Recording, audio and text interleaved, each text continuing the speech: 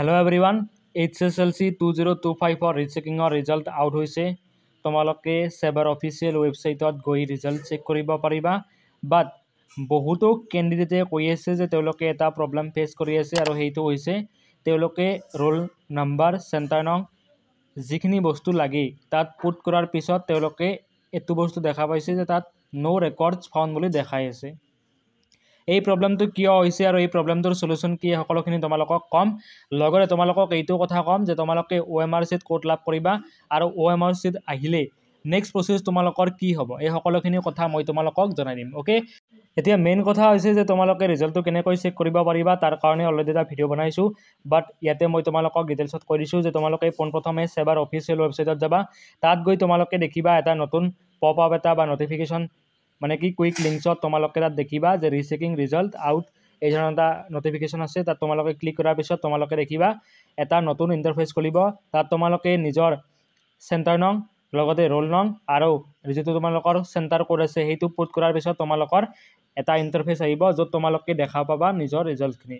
যদি তোমালোকৰ প্ৰব্লেমটো এতিয়ালৈকে সলভ হোৱা নাই যে তোমালোকৰ এন্টাৰ কৰিছা বাট নো ৰেকৰ্ডছ দেখাই আছে তেতিয়া সেইটো এটা সাৰ্ভাৰ প্ৰব্লেম হ'ব পাৰে আৰু এনেকুৱা হ'ব পাৰে যে তেওঁলোকে এতিয়ালৈকে গোটেইখিনি ৰিজাল্ট আপলোড কৰা নাই আৰু এতিয়া তেওঁলোকে নকৰিব পাৰে। তেওঁলোকে অহাকালিও সেই গোটেইখিনি ৰিজাল্টছ তেওঁলোকে আপলোড কৰিব পাৰে নিজৰ অফিচিয়েল ৱেবছাইটত।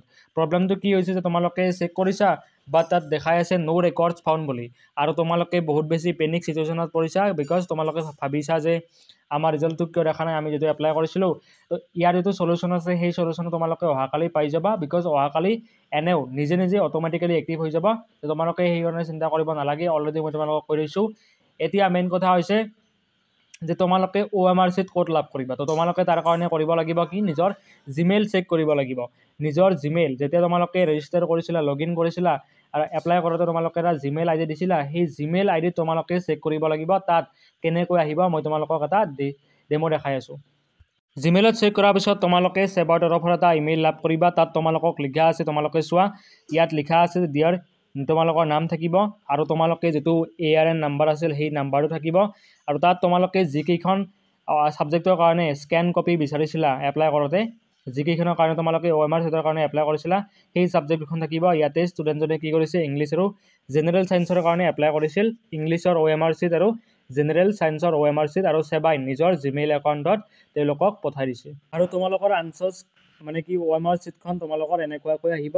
তোমালোকৰ নিজৰ জিমেইল একাউণ্টত তেওঁলোকে স্ক্যান কপি তাত পঠাই দিব। তোমালোকে স্ক্ৰিনত দেখা পাইছা এইদৰে তোমালোকে চেক কৰিব পাৰিবা নিজৰ জিমেইল একাউণ্টত।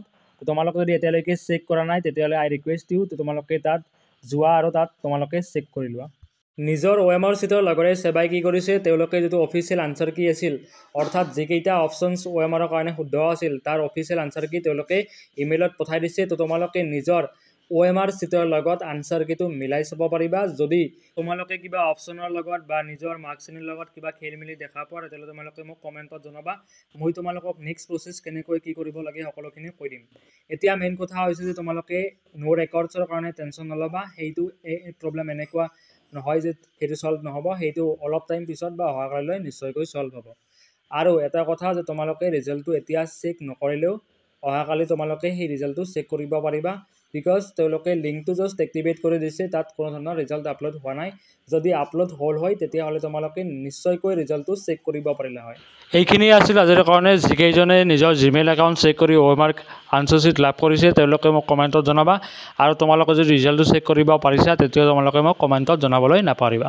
Thank you so much for watching. See you in the next video.